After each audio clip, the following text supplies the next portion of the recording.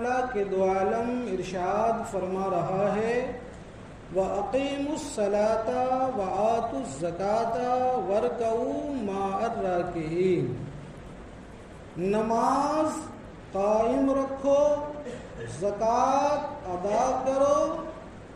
اور رکوع کرنے والوں کے ساتھ رکوع کرو، یعنی نماز با جماعت ادا کرو۔ اللہ تبارک و تعالیٰ نے زکوٰۃ دینے کا حکم ارشاد فرمایا۔ یہ زکوٰۃ سن 2 ہجری میں روزے کے بعد فرض ہوئی، اور زکوٰۃ چونکہ اس کا ثبوت نص قطعی یعنی قرآن سے ہے، اگر کوئی انسان معاذ اللہ رب العالمین زکوٰۃ کا انکار کر دے تو کافر ہو جائے گا،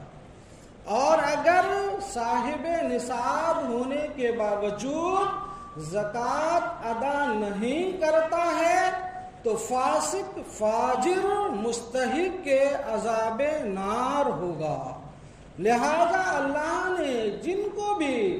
صاحب مال اور صاحب نصاب بنایا ہے ان کو چاہیے کہ وہ اپنے مال کا حساب لگا کر سال میں صرف 2.5% زکوٰۃ دینی رہتی ہے، قرآن کی بیان کردہ روشنی میں مستحق کے زکوٰۃ تک وہ رقم پہنچائی جائے۔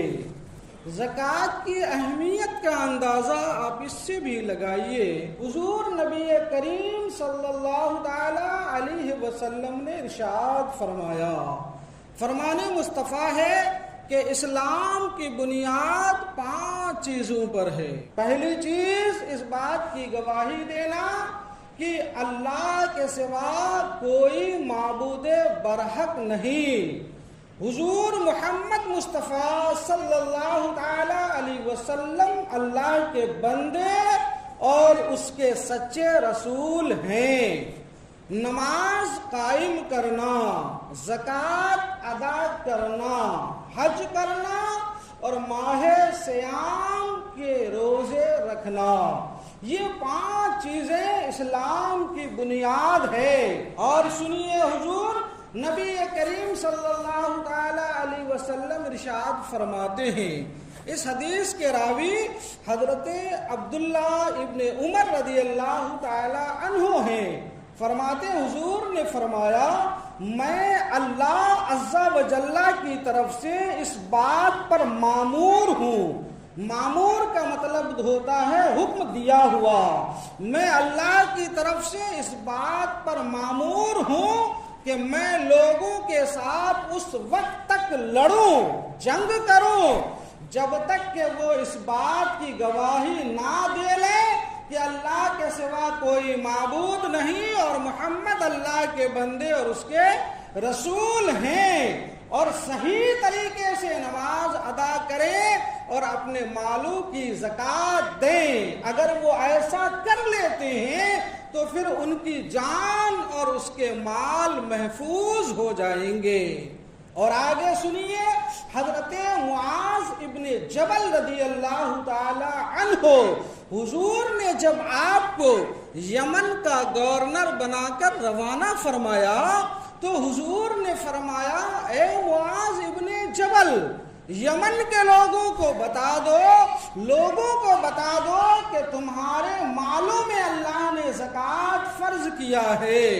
ان کے مالداروں سے مال لیے جائیں اور ان کے فقیروں میں بانٹ دیا جائے۔ یہ زکوٰۃ کی اہمیت کا آپ اندازہ لگائیں۔ زکوٰۃ دینے والوں اور زکوٰۃ ادا کرنے والے کی تعریف و توصیف اور اس کے انعامات و اکرامات کا ذکر قرآن و حدیث میں جا بجا اللہ اور اس کے رسول نے بیان فرمایا۔ اے لوگوں، یہ شیطان انسان کو ڈراتا ہے فقر سے، محتاجی سے، غربت سے، کہ اگر تم اپنے مالوں کی زکوٰۃ نکال دو گے تو تمہارا مال کم ہو جائے گا، جبکہ اللہ اور اس کے رسول کا وعدہ ہے اور اللہ رسول کا وعدہ خلاف نہیں ہوتا کہ جن مالوں کی زکوٰۃ ادا کی جاتی ہے وہ ہلاکت و تباہی اور برباد ہونے سے محفوظ ہو جاتا ہے، وہ برباد ہونے سے محفوظ ہو جاتا، اور جن مالوں کی زکوٰۃ دی جاتی ہے ہلاکت سے محفوظ ہو جاتا ہے، اور اس میں دن بدن بڑھوتری ہوتی ہے، زیادتی ہوتی ہے، زکوٰۃ دینے سے اس میں کوئی کمی نہیں آتی ہے۔